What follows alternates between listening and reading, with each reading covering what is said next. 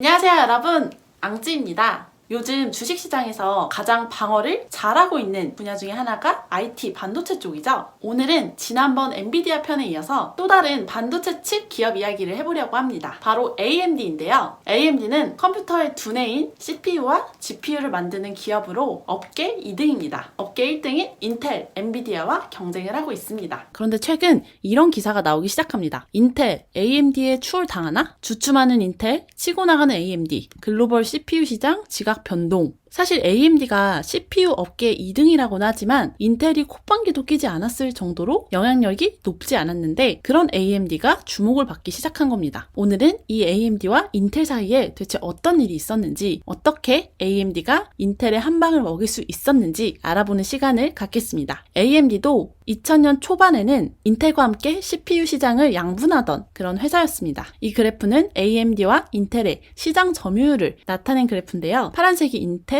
초록색이 AMD입니다. 2006년 한때는 AMD가 거의 48%에 육박하는 시장 점유율을 차지했었습니다. 그렇지만 신제품 개발에 계속해서 실패를 했고 점유율이 계속해서 떨어져서 2016년에는 10%대 로까지 떨어지게 됩니다. 주가 역시 기존의 $20 수준에서 1, $2 수준으로 폭락을 하게 됩니다. 오죽하면 당시 인텔 CEO가 AMD는 이제 재기하지 못하는 회사니까 우리 다음 경쟁자인 퀄컴에나 집중하자라고 내부 임직원들에게 메일을 보냈을 정도라고 합니다. 그런데 2012년에 리사수라고 하는 대만계 CEO가 취임을 하면서 이 죽어가던 AMD에 생명력을 불어넣기 시작합니다. 참고로 리사수는 IBM 출신 반도체 엔지니어고요. IBM 재직 당시에도 업계 표준이 된 수많은 기술을 만들어낸 실력자라고 합니다. 리사수는 당시 판매가 부진해서 실패작으로 평가받던 CPU, GPU 통합칩을 플레이스테이션, 엑스박스 등 콘솔 게임 시장에 판매하기 시작을 합니다. 정말 살기 위해서 잡은 동아줄이었는데요. 당시 인텔이나 엔비디아는 가상화폐, 서버, 인공지능 칩을 생산하기에도 바빴다고 합니다. 즉 콘솔 게임 시장에까지 손을 뻗기에는 공급 여력이 부족했었던 거죠. 이 틈새 시장에서 AMD가 대박을 냈고 PC에만 매달리던 AMD가 게임 쪽 매출을 20-30%까지 끌어올리게 되면서 포트폴리오 다각화에 성공하게 됩니다. 지금은 마이크로소프트의 엑스박스 그리고 소니의 플레이스테이션 두 메이저 콘솔 게임기의 두뇌인 CPU와 GPU를 독점 공급을 하고 있습니다.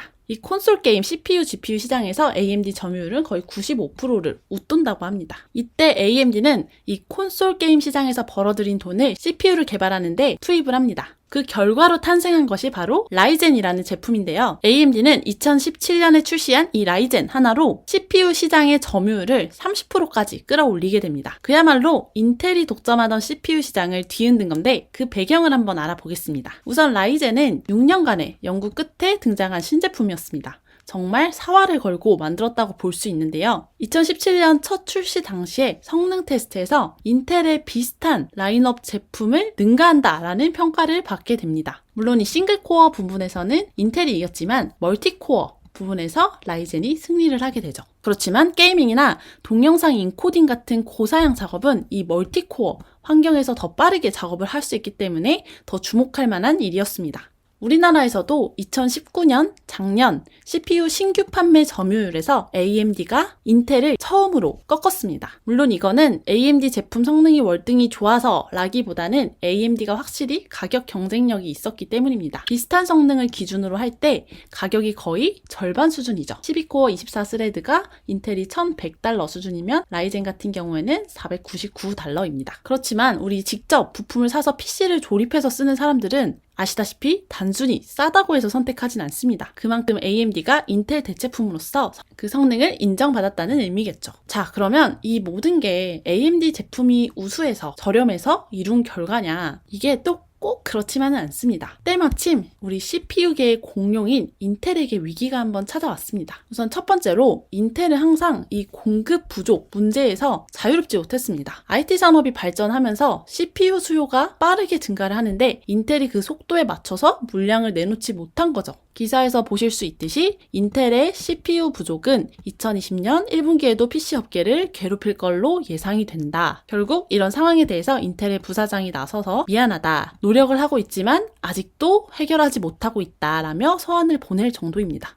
그만큼 업계에서는 큰 이슈인데요. AMD가 그 틈을 파고든 겁니다. 인텔에게 칩을 공급받지 못하는 마이크로소프트나 델 같은 PC 제조업체들이 AMD 제품에 눈을 돌리기 시작했고 우리 개인들 역시 공급 부족으로 인해서 비싸진 인텔 대신 저렴한 AMD 제품을 쓰기 시작한 겁니다. 그리고 이제 두 번째 위기는 2018년 초에 인텔 제품에 보안 결함이 있다고 밝혀졌었습니다. 그러니까 이 취약점을 이용해서 해킹을 하면 CPU 내부에 저장된 중요한 기밀 정보들을 빼낼 수 있다는 거였는데요. 이게 사실 인텔뿐만 아니라 AMD나 ARM 모두에게 해당이 되는 일이었지만 문제는 이 보안 문제를 해결하기 위해서 프로그램을 업데이트하는 과정에서 인텔 제품의 성능이 AMD 제품 성능이 떨어지는 거에 비해서 훨씬 더 크게 저하됐다는 거였습니다. 그리고 2020년 현재까지 이 보안 이슈는 해결되지 않고 있는 상황입니다. 그 빈틈을 AMD가 파고드는 그런 기회가 될 수도 있겠죠. 자, 그러면 앞으로의 관전 포인트를 한번 짚어보겠습니다. 이제 인텔이 꿈틀꿈틀대는 AMD를 견제하기 시작을 했습니다. 원래 인텔은 가격 결정권이 있는 독점 기업이었기 때문에 가격 경쟁력보다는 성능 업그레이드를 우선시하던 회사였거든요. 그렇지만 이제 성능은 높이면서도 가격은 그대로 유지를 하고 있습니다. 심지어 이렇게 낮추고 있죠.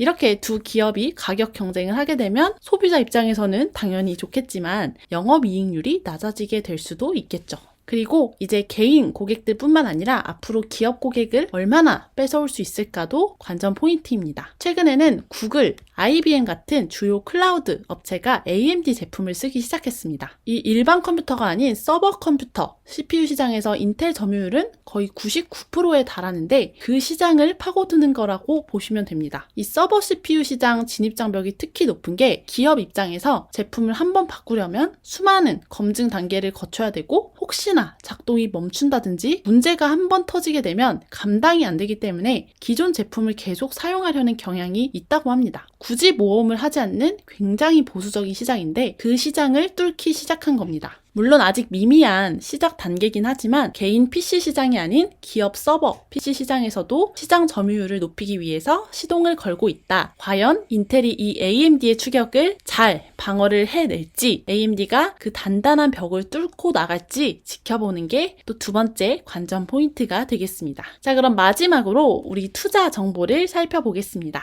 AMD의 시가총액은 약 500억 달러입니다. 우리나라 돈으로 60조 원 수준인데요. 코스피 2등인 SK하이닉스가 약 58조 원이니까 우리나라에서는 2등 정도 하는 규모다라고 보시면 되겠습니다. 근데 이 PE가 정말 놀라운 숫자죠. 저는 제가 잘못 본 줄 알았습니다. 147로 정말 높은데요. 4월 3일 금요일 종가 기준으로 147인데요. 업계 1등인 엔비디아가 53, 인텔이 12 정도라는 걸 고려하면 상당히 높은 수치입니다. 참고로 PE는 벌어들인 이익 대비 주가가 어느 정도 수준인지를 측정하는 지표인데 높으면 높을수록 이익 대비 주가가 높다라고 보시면 됩니다. 근데 보통 AMD 같은 성장주는 앞으로 이익이 3, 4배씩 빠르게 성장할 거라고 기대를 하기 때문에 인텔이나 IBM 같은 안정궤도에 오른 기업보다는 높게 잡히는 게 맞긴 합니다. 그래서 2019년 매출이 아닌 2020년 매출, 예상 매출을 기준으로 하는 이 포워드 PE를 보는 게 맞다라는 의견도 있는데요. 그걸로 본다고 치면 PE는 40 정도 수준입니다. 결국 앞으로 얼마나 성장하게 될지 거는 기대에 따라서 들어갈지 말지 결정을 하게 되겠네요.